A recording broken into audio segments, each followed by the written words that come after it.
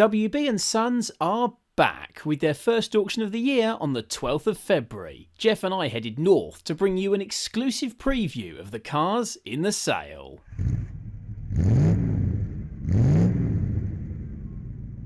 What a place to start, Jeff. Alfa Romeo GTV Coupe. Now this is the special one. It's got an extra body kit on it. This particular one has got a stainless exhaust. This one is number 90 of 150 made, hence the 90 Coupe number plate, which is included with the car. It's had all the belts done, which is crucial for that V6, and you know what?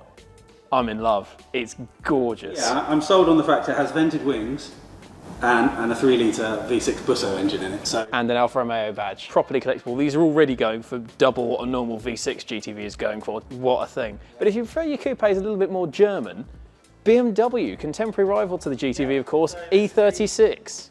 E36 328i with the automatic gearbox. Very tasteful colour, Boston green. This is one of my favourite BMW colours. And you know what? Yes, it's not a manual, so you're not going to be drifting in it, you're not going to be going on a track day in it. But as a comfortable, long-legged cruiser, what a thing. A little bit of bubbling on that rear arch, but you know what? For how much these are worth now, the bodywork's worth doing. I think this is really nice. Yep, and another E36 right alongside it. Convertible. It's got an M3 kit on it, this one, including M3 wheels, and you know what? It looks really cool. Hardtop roof with it as well. The leather, unusually for an E36, is pretty much mint. No frays, no nicks, no fag burns in it. This is a late E36, isn't it? 323i. And if you don't like these rather divisive M3 mirrors, then the standard ones are in the boot, so. I'm a fan of that. But if you want something less exotic, Jeff, not one, but two Bedford HA vans. These two are quite special. So this one, the 74, it's a double cab. Folding rear seats, you can use it as an estate car or a van. Put the kids in the back, and it's mint inside as well, really, really clean. But I quite like this one as well. So this is something quite special. Really clean, and the reason why it's so clean, it's done 5,000 miles. This is a 79, but was run only until 1981, taken off the road after just 2 years. Gorgeous. Take this to your local classic car show, you will win the day. But I think we can both agree on this. Honda Acty Romahome camper van. Jeff and I are both into our niche, weird, small cars, and this satisfies both of us. Look at it. So just 550cc with all this on the back. Not a speed demon, but that's not what it's about. It's about leisure. Camping is a leisure activity and you can have a leisurely pace. Inside, twin gas burner, double bed, sofa, loads of storage. We were surprised how spacious it is. A sink, all the bits and pieces. You know what? For such a small thing, it's surprisingly spacious in there. My girlfriend and I were on about getting a little camper van. This, I'm sure she'll be absolutely delighted. She'll be chuffed, I'm sure. I'm going to be chuffed with one of these. Now, we'll get to the minis in a moment, Jeff, but first, you know I love a bit of Americana, and this I am in love with. This is a 1950 Dodge Business Coupe. Coupe. One of several American cars in this sale as well. Yeah, there's quite a lot. This one is on its original matching numbers, 3.8 litre straight six, which is important in the land of American cars to have matching numbers. 3 on the tree transmission, which is important. Manual column shift. And the engine and box were rebuilt just 4,000 miles ago, so it's good for many, many more. This gorgeous two-tone paintwork, original chrome work. Isn't this just cool? Yeah, it's been in the country for 22 years now, with a vendor for 10 years. Obviously well looked after. No, this is absolutely lovely, and there's loads of other American cars in the sale. There's a Buick Riviera Coupe just out of shot, which is gorgeous. There's a Mercury, there's a Chevy truck, there's a Ford truck. If you're into your big old American stuff, this is the sale for you. But if you're into your smaller British stuff, like minis, we've got some of those for you as well. Jeff, take it away. Yeah, you knew I was going to get to the minis eventually. So we've got an early 70s Mini Clubman. Really like that. Wonderful condition. This British Open Classic. Limited edition from the early 90s, but this is the one I've really got my eye on. So this is quite something. This is a Japanese import BSCC model. Now BSCC standing for British Saloon Car Championship. It was launched to commemorate 30 years of the Mini's victory in that series in 1968. But for the Japanese market, they made 1,000, 800 in Brooklands green and 200 in black, and this is one of the black ones. Proper rarity then, and it is clean. It's mint, in fact. And I absolutely love it. Now, it's rare for a Japanese import car to be a manual. This one is. Aftermarket super light wheels, which I really like. They're not standard, but they fit the sport pack arches lovely. And you know what? This is just immaculate. I'll be fair to you, I would own this. Yeah, I think clearly this is very tremendous. well looked after. So that is a very nice car. Yep, big fan of that. But also, big fan of this. One of our favourite hot hatches, Peugeot 205 GTI in laser green. This is so cool. But this one, a little bit different. It's hiding a bit of a cheeky secret yes. under this bonnet. And that is a V6 out of a Peugeot 406 Coupe, in fact. So somewhere in the region of 200 horsepower going through the front wheels of this thing. Yeah, 3-litre V6. It's going to sound incredible. It's going to go like the wind, and this engine's had a full belt change before it went in, which you would. And that means that all you need to do is jump in this and enjoy. Aero catches on the bonnet, but other than that, cosmetically standard. So you need not know how fast it is until you're burning pretty much everything away from the lights. The only deviation really is a set of 1.9 wheels, which I prefer. I like this. I think this is class. And you know what? So is this. Have a look at this Mark II Golf. So this has been repainted in a kind of, I think our cameraman James described it as German taxi cab colour, which I really, really like actually. The interior on it is immaculate. It's got these JVW aftermarket wheels, subtly lowered. What a cool thing. The paint's lovely and fresh, isn't it? It's a great really paint nicely job. done. And it's only a 1-litre Golf, so it'd be an ideal first car for someone. Absolutely. If you fancy, like, don't want a Corsa, don't want a Fiesta, this is something cool, but you could still insure it. Exactly. Really cool way to get into the scene. Fancy something a bit more unique, Jeff? Well, how about entirely unique? Welcome everyone to the Monk Special. Monk Special. So this was built in 1953. At the time, people were building trials cars out of bits of sort of pre-war Morrises and Austins. Yeah, everything they had Mostly lying Austin around. 7s, to be honest with you. So this has got a Morris Minor chassis, a Ford 8 engine, and then custom-made aluminium bodywork. And it was actually registered with the DVLA as a Monk Special. The Monk family, based in Slough, were thinking of building these. In the end, they only built one, and this is it. Built by a father and son team. The lady of the household insisted on a roof, so she made one for it. That's brilliant. I didn't know that. Yeah, really cool. Apparently road tested in the back garden. They had to smash the garage down to get it out. That's about as unique as you're going to get, isn't it? If you buy this, let us know. Love it. But from one homebrew British special to, well, something...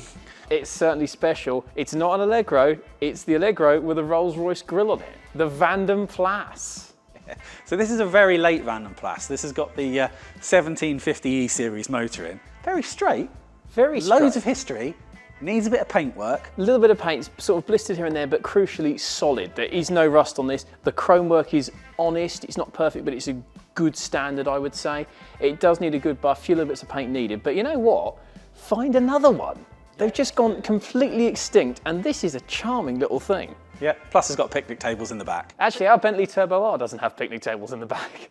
But if you fancy something a bit racier, a bit spicier, it's not just a Sierra, ladies and gentlemen, but a Sierra XR6. XR6, so a South African only model with the Essex V6. Now this one's clearly been racing. Bit of racing, we've got bucket seats in there, we've got a roll cage, harnesses, you've got a fire cut off there, you've got bonnet pins. If you wanted to do a bit of weekend motorsport, you're going to be the only one there with a Sierra XR6. Yeah, or just be very different. I think this is the car for you. But from one 6-cylinder classic to a slightly more modern 6-cylinder classic. TVR Cerbera. The third car in the kind of new era for TVR, wasn't it? Lovely design. This being the later 6-cylinder model.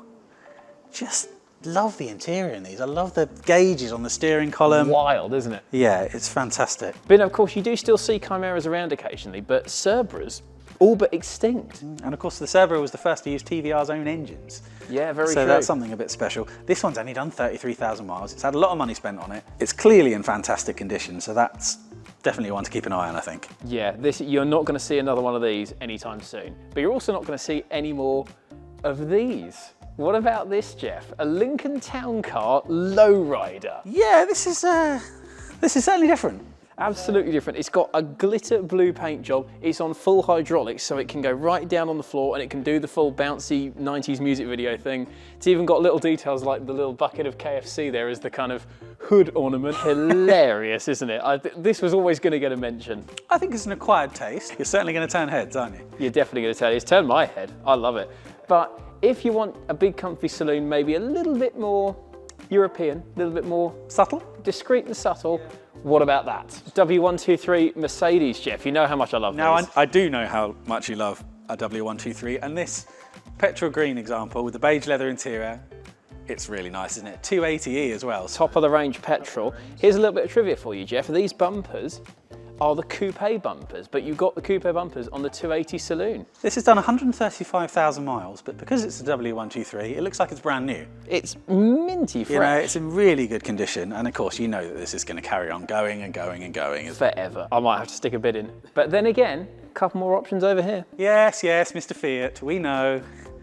The forgotten super mini, Jeff, the Fiat Uno. Yeah, this is a Mark II, so a facelifted car. Because it's later, it's got a 1.1 fire engine in it, which means a little bit more power, a bit more economical, and speaking from experience, fire engines are tough. They're good for many, many miles, but this one's hardly done any. Yeah, 38,000 miles, and it really looks right for 38,000 miles. I mean, the paint is remarkable condition. It's immaculate. The interior, not even the driver's seat bolster has got any wear on it. It's just immaculate. Every panel is straight as an arrow. Now, I don't know where sort of wb&sons managed to turn up these low mileage blue Fiats. There was the Strada from the last sale, obviously, which again, that was lovely condition and none of them left. Lovely condition, none of them left. And a bit like the Golf, great first car option as well. I've got something else to show you though. I think you'll really like this. Let's have a look. What about this?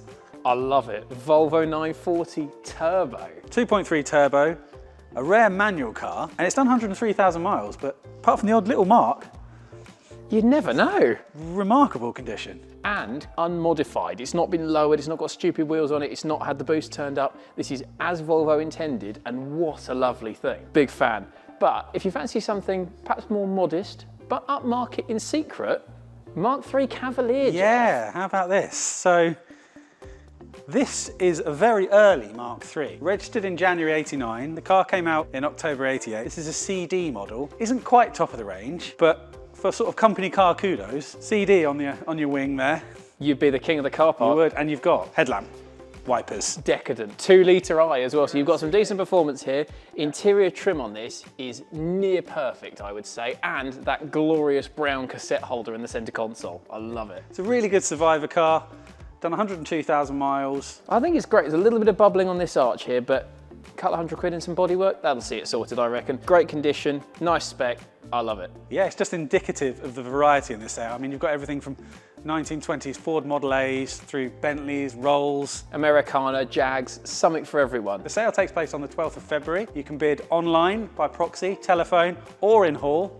And on site, they've recently opened up the Mum's Kitchen restaurant and cafe outside. So if you want a coffee and a bacon roll while you're here, go and have one. They're delicious. But if you are bidding, good luck.